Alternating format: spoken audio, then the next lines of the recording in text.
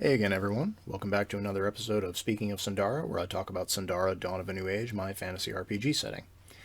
I was recently going through several of the videos that I'd made for this, trying to figure out what else I wanted to talk about for the setting, and really dive into something that I hadn't covered yet. And it seems that with all of the kerfuffle about the OGL, all of the various other topics I've wanted to bring up, I completely forgot to cover one of the releases we've had for the setting. So I figured I would talk about that today, along with what I think it adds to the setting and really what I think it says about how I'm doing things differently and the sort of setup players should expect.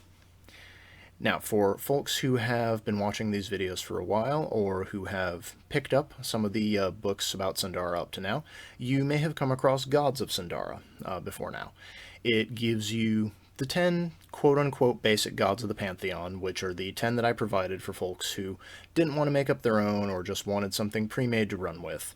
And those cover most of the important parts of the portfolio we're used to seeing in a fantasy game. But as I mentioned in that book, gods work a little differently in this particular setting. And for folks who haven't picked it up, didn't watch the video, the short version is that there are only two realms in Sundara. We have the material realm, which is, all the people, the trees, the rocks, things like that.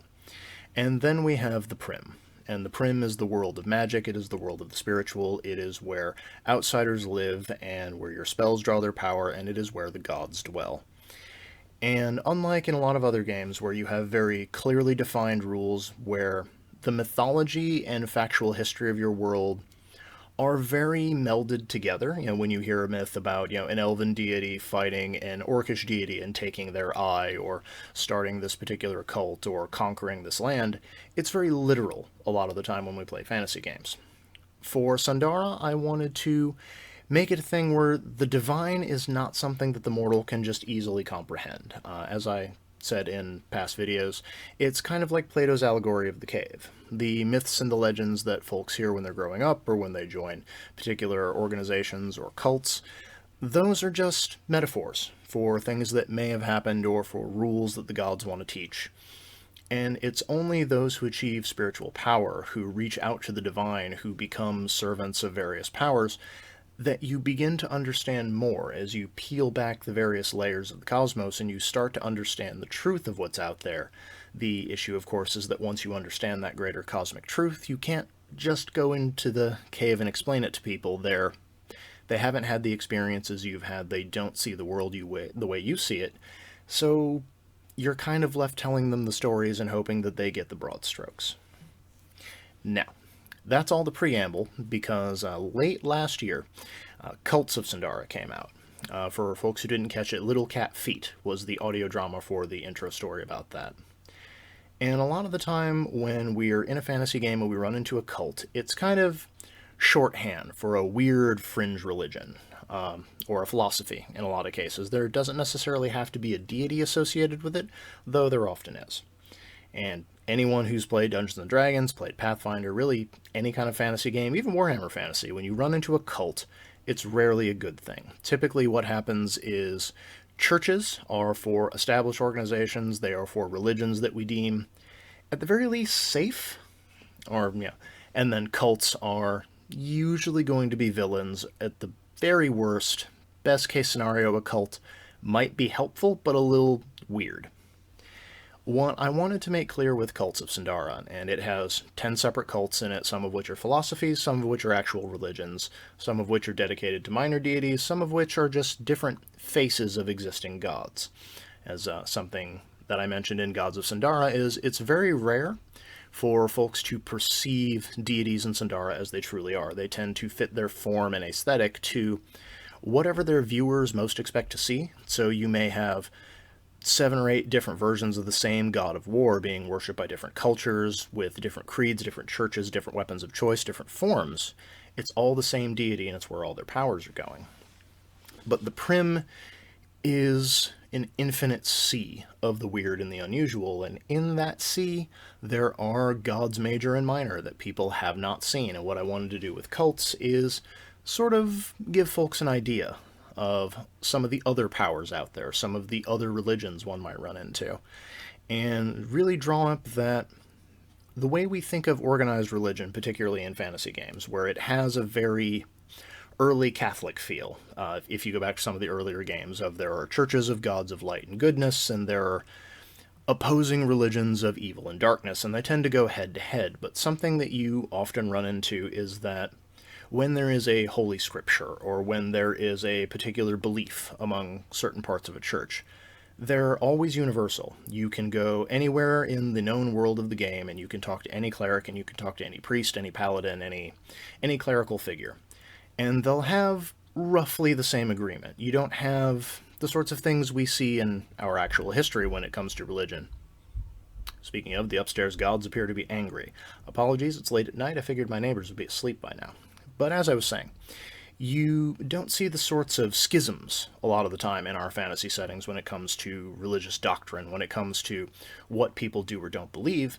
The general understanding seems to be that because the gods are not only real, but they are present in a lot of ways. They can show up when called. If there is a discrepancy in belief, if there is an argument over what a deity did or didn't mean, or what a particular book's interpretation should be, you can have high-level holy figures cast a ritual and summon an angel, a celestial being, or even the devil, depending on what your faith is, and just ask them, what does this mean? What should we take from this? What is the truth that our patron wants us to have? And in Sundara, you don't have a lot of that. Much like how we have smaller towns, smaller settlements, and cities being the largest possible governmental structure without a lot of what we think of as actual nations, with shared culture, shared language, and a very large area on the map. It's very similar with religions. There may be local religions that are similar to one another. We saw a lot of this, if you're looking for a historical example, with the gods of the Wild Hunt. You'll notice how lots of Germanic gods are similar to lots of Norse and Northern European gods, and while there were initial differences in the cultures that believed in them and the particular myths surrounding them, their names and their legends and all of it kind of got mashed together over time until it became a more codified idea. But as far as Sundara goes, we're very much in that fractured religions, fractured spirituality sort of thing. So you might have individuals who have a local faith, local legends, local spirituality. Maybe they pray to a god that lives in a cave just outside of town. Or there happens to be a knightly order that runs a monastery that protects a local region. So their faith kind of gets picked up by other folks in the area because they figure they may as well pray to the god whose servants are protecting them. And as people travel, they bring their gods with them, they discuss various faiths and spiritualities.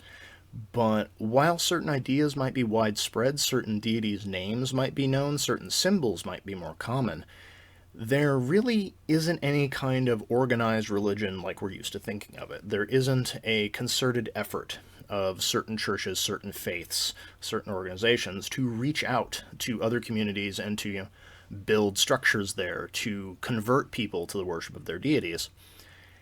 It's happened in the past. There have been empires with, state-sanctioned religions and whatnot, and that led to them becoming quite widespread until the empires fell. And then, people lost the meaning of the holy books that were laying around. They started giving new names to the old statues, and faith splintered and became more unusual than it was. It became less solid, less codified. And that's sort of what I wanted to bring home with Cults of Sundara, of there is a very wide range of spiritual beliefs, of religions throughout Sundara, and while lots of them may just be different masks worn by the same gods, lots of the others are just smaller deities that have smaller groups of followers, or they might be forgotten gods who have been lost to the ages after the individuals who ran the empires that worshipped them have crumbled to dust, and they're just waiting for new followers to discover them.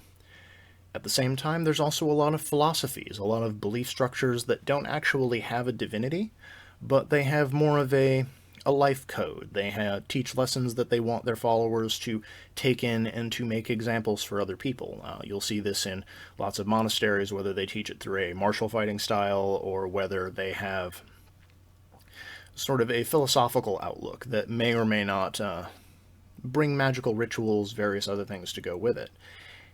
And there's just this big mishmash where you're going to have dozens of different particular religious beliefs in any given area. But at the same time, that shouldn't be chaotic. It shouldn't be confusing.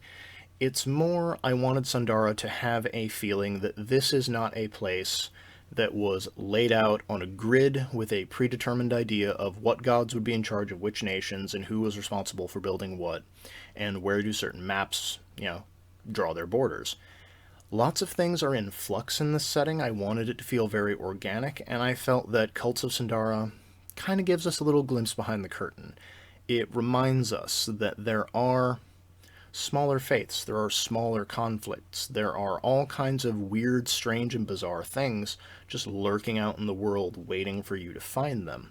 Whether it's a cult that worships a little-known cat god who may or may not be a servant of a greater deity of nature, and whose individual members take a great deal of umbrage at having their land stolen and the creatures that they value killed because it was inconvenient for those who wanted to make money off of a particular area of land.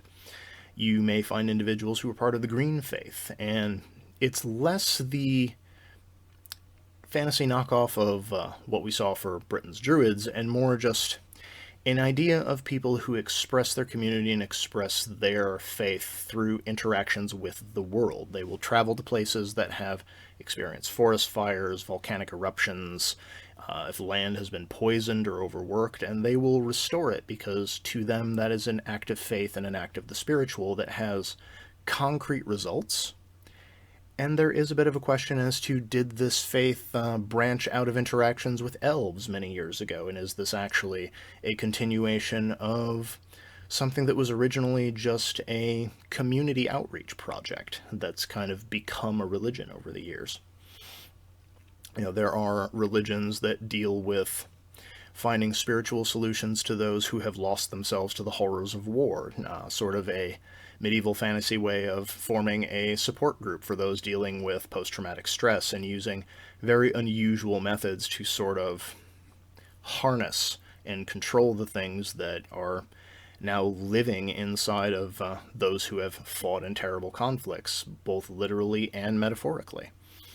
There's all kinds of weird things in this book, and the feeling I wanted people to get if they picked up Cults of Sundara is that this isn't a definitive list of just all the bizarre things in the setting, in much the same way that Towns of Sundara is not a definitive list of all the small towns in a region, and also how the various all of the setting books we have for species are not all of the different variations that you have for elves and orcs and dwarves and things of that nature. I want it to give people a glimpse. I want them to have this feeling that they're seeing the tip of an iceberg, and that there's so much potential for what's underneath, and that they are free to explore that potential. You can very easily just take the existing cults as they are in the book, and you can use them as protagonists, you can use them as antagonists, you can use them just as setting fodder if you just want something unusual in this particular small town. Several of them have connections to older cities and older towns from other editions.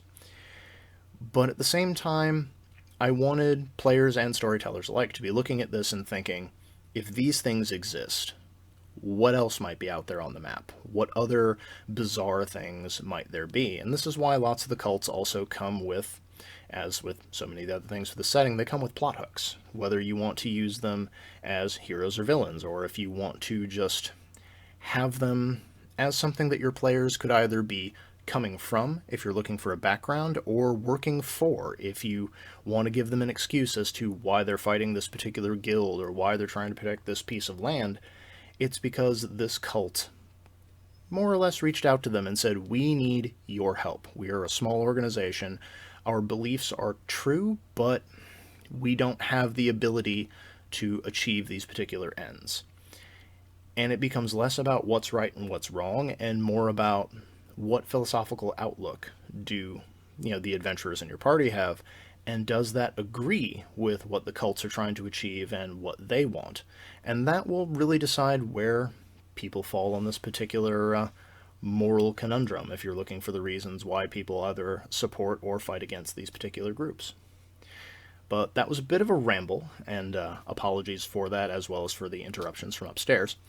But I do have a new Sundara supplement coming out soon. I have some stuff I want to tinker with in the setting and play around with, and I'm looking forward to it. I hope folks enjoy it. A lot of you I know have been waiting for new Sundara content. You were a little bit antsy with what was going on beginning of the year, but hopefully it's all settled and we can keep going. There's even a potential, without getting too far ahead of myself, we might have re-releases of some of the older books coming out for new editions, so fingers crossed on that one, particularly for Pathfinder 2nd Edition players, because I know that game has seen a rather large surge in popularity. But as I always say, if you have anything in particular that you're curious about the setting, if there's a particular supplement you want to see talked about more, if there's an aspect I haven't covered, or just something you found confusing if you picked up one of the books and you want clarification as to what's actually going on with it, feel free to leave it in the comments below. I'll read them, my publisher reads them. That's kind of how we determine what we do want to do with the setting going forward. And till next time, happy gaming, everybody.